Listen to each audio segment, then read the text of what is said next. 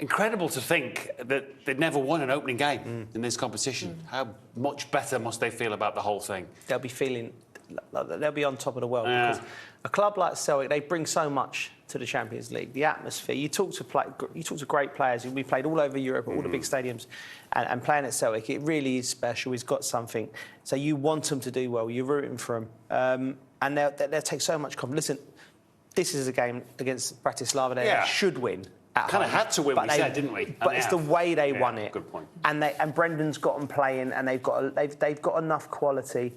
It'd be interesting to see them, but I don't expect them to go through as one of the top ones, and nobody's doing that. But if they can play off place and keep going in the tournament, that'd be good. And you made the point earlier that the change in this competition might be that possibility for teams like Bruges, like Celtic, to squeeze into the playoff round. No one's expecting top 8, but top 24 is possible. That's the thing. So no one should be under any doubts that the reason the Champions League is different is because the big clubs want more money and more things their own way. Yeah. That is the motivation behind this. It is a happy spin-off. It is giving them more of what they want, which is what European football does.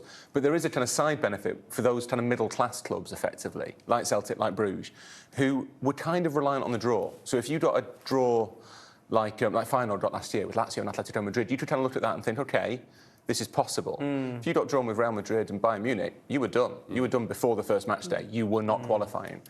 Now, they can look at that and think, Celtic probably need to win maybe 2 more games between now and January, and they might just about squeeze in. Ideally, you win another 3, you get to 12 points, you qualify comfortably. For Celtic, for Bruges to be alive for that long in the Champions League is excellent. And then you get to the qualification round, the knockout round, first knockout round, effectively, and you never know. You might get a team on an off day. You stand a chance. As Joe says, Celtic Park is. I remember in Antonio Conte's autobiography, he specifically says, you should really go to Celtic Park. It's very noisy. And that's a man who played in all those great Italian stadiums in the 90s. So that is an advantage for Celtic.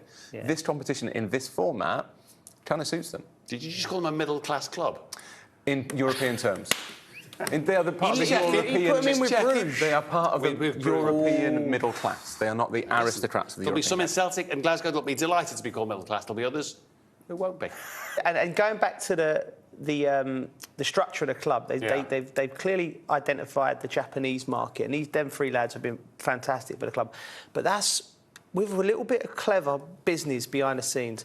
You can attract some fantastic young players, because you look at Erling Haaland, where he started, and there's a clear path for him from 15 to 7. We'll do that, then we'll go to Germany, then we'll go to Manchester.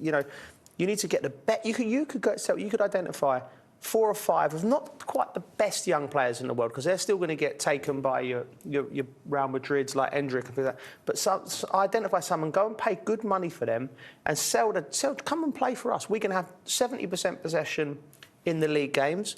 You're going to get exposure to European football. We're going to play in front of this great crowd. We're going to develop you. It's on us to make you the player. We've got a great coach who develops players.